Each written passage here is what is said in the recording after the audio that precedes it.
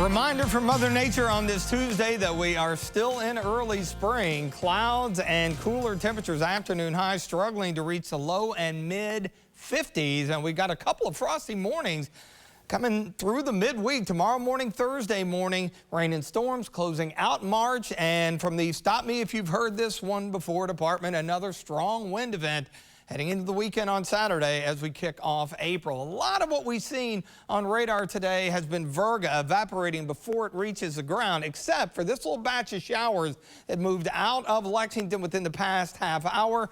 Winchester down to Richmond, enough moisture to reach the ground there, but the bulk of this, really where you see the deeper green here in the bluegrass region, that's really about it other than a sprinkle or two. This is right on the nose of a little mid-level wave that is going to exit the area fairly quickly. In fact, you can see the rain falling, the low clouds here on our Bluegrass Pace Care Skyview HD camera network down in Richmond at EKU. Now, top of the hour, just overcast, but the rain has since moved in. Notice how the winds have picked up as that rain has moved in. 50 there, so the rain-cooled air here in central Kentucky, we have seen mid-50s down south, so big change of pace compared to the last couple of days when we were in the upper 60s yesterday, low to even mid-70s on Sunday. There's your wave of energy moving out, high pressure building in, so later on tonight, skies will clear, and as that happens, winds will diminish, so you get good radiational cooling. What little bit of warmth at the surface is lost into the atmosphere. That's going to allow us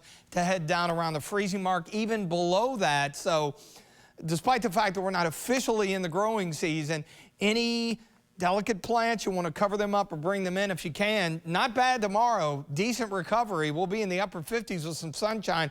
Kind of a glancing blow from this frontal boundary, allowing a second area of high pressure to move in. So another cold start on Thursday, but we'll see a big span between the early morning low and the afternoon high as that return flow picks up, and then the doors open for that Friday, Saturday storm system to move in.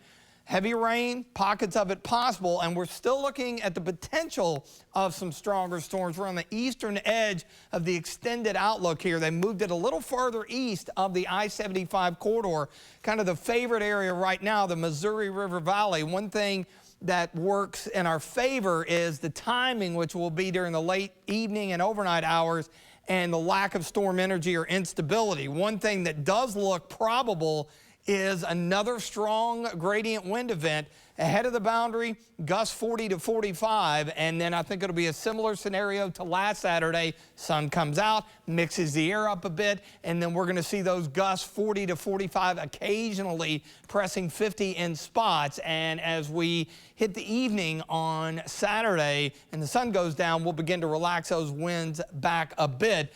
Looking down the road, Sunday is dry, but then Monday and into Tuesday, our active weather pattern continues. More rain, more storms around, and it's going to be warm. We're talking temperatures working back into the low and mid 70s, so feeling like spring and beyond coming up early next week. Tonight, though, clearing out and a cold one, 31. Tomorrow, 57. Mostly sunny, really a pleasant day for this time of the year, and the extended forecast here. Thursday, our best day, 62 after that cold start.